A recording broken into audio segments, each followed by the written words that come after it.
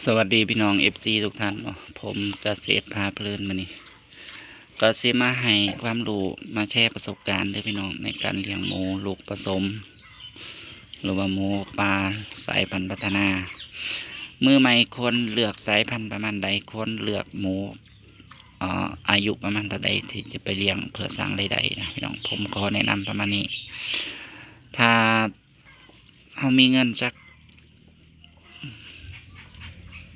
10,000ก็ให้เลือกซื้อแม่หมูจัก2-3 ตัวนะพี่น้องซึ่งราคาก็อยู่ประมาณ4,000 กว่าบาทมันแล้วแต่ตกลงกันไหนนะพี่น้องให้เลือกซื้อหมูที่พร้อมผสมพันธุ์ไปเลี้ยงเลยอย่าเอาหมูหน่อยมาเลี้ยงพี่น้องถ้าจะเลี้ยงเอาลูกจำหน่ายขายลูกนะมันจีเสียเวลาพี่น้องหมูหน่อยนี่มันใส่เวลาประมาณ8-9 เดือนถึง10 เดือนนะถึงจะเพิ่นถึงจะมีลูกให้เราได้เพราะฉะนั้นให้เลือกแม่พันธุ์พร้อมผสมพันธุ์หรือเขาผสมพันธุ์มาให้แล้วเนาะราคาอาจจะสูงกว่าเล็กน้อยกับแม่บ่ทันติดสัตว์สินะหมูที่ผสมพันธุ์แล้วราคาอาจจะสูงแต่ว่ามันคุ้มพี่น้องเอาไปเลี้ยงต่อจากเดือน2 เดือนนี่ก็สิได้ผลผลิตแต่ว่าเพิ่นจะคลอดลูกออกมาซึ่งมันคืนทุนไว้พี่น้องคลอดปุ๊บคืนทุนเลยนะคลอดปุ๊บยานมก็จะขายลูกมันก็จะคืนทุนนะหมูทองแรกก็เต็มที่บ่เกิน6-8 ตัวเท่าที่ผมดูมาแต่ของผมเองก็ประทานแน่ชัดนะของผมก็เป็นหมูทองแรกคือกันนะอันนี้เป็นการแชร์มุมมองนะพี่น้องคือผมเนี่ยเลี้ยงมาประมาณ8 เดือนก็คือผมซื้อหมูน้อยมาเลี้ยงนะมันเสียเวลาพี่น้องที่นี่อาหารก็เลือกแบบใดพี่น้องก็ผมบ่แนะนำให้พี่น้องไปต้มข้าวต้มน้ำเด้อมันยุ่งยากมันจะใช้ที่ฟืนไฟผมแนะนำให้เลือกประเภทอาหารเช่นต้นกล้วยมักหรือว่ากากมันมักยีดสินะซึ่งต้นทุนต่ำพี่น้องต้นทุนต่ำตันหนึ่งกับประมาณ100ตอนนี้นะโดยเฉพาะพี่น้องที่อยู่ไกลลงแปลงนี่ก็อาจจะมีค่าขนส่งค่าอย่างอีกก็อาจจะบวกเพิ่มไปเล็กหน่อยนะพี่น้องอันนี้ก็ข้าเจ้ามีขายอยู่พี่น้องถ้าเขาสั่งเขาถ้าเขาจับกลุ่มมันเลี้ยงก็สั่งเขาไปเป็นคันรถใหญ่เลย10-20 ตันสิเขาไปส่งนะเขาก็บวกค่ารถค่าอย่างไปสิก็เอารวมกลุ่มกันเลี้ยงแล้วก็รวมกลุ่มกันซื้อนะซึ่งเทียละ10 ตันนี่ก็สมมติว่าเลี้ยงหาคนละ2 ตันสิ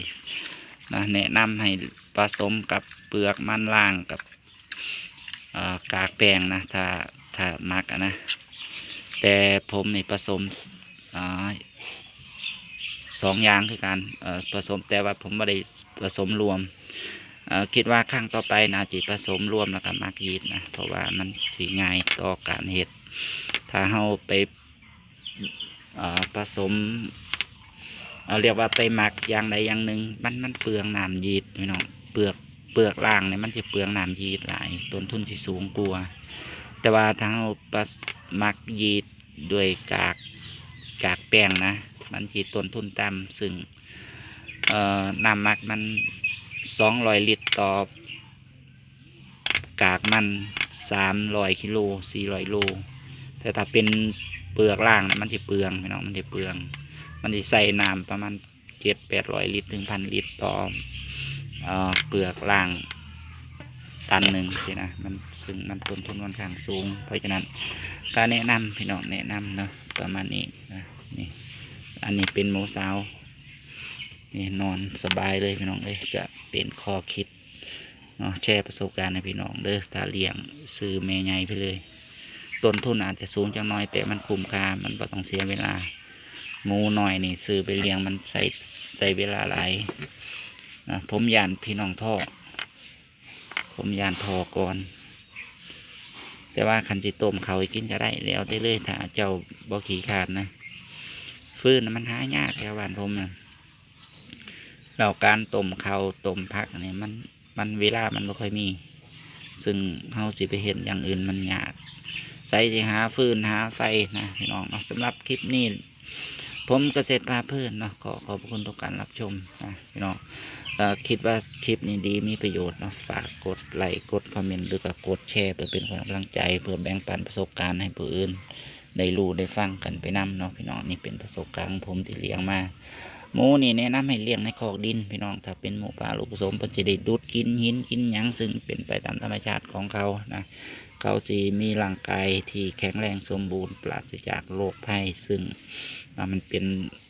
โดยธรรมชาติครับประมาณนี้นะเขาจะกินดินกินหยังไปสินะพี่น้องสำหรับวันนี้ผมก็กราบลาพี่น้องไว้เพียงเท่านี้พบกันใหม่ในคลิปหน้าบ๊ายบายสวัสดีครับผม